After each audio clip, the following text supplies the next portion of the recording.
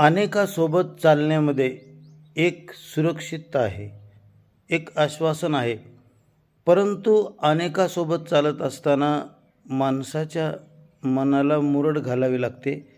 त्याला अनेक वेळेस फरफटत जावं लागतं.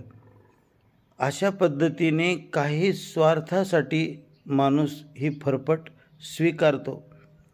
परंतु ज्याप्रमाणे दुसऱ्याला त्रास देणं हे चुकीची गोष्ट आहे, तसंच स्वतःलासुद्धा त्रास करून घेणं ही चुकीची गोष्ट आहे.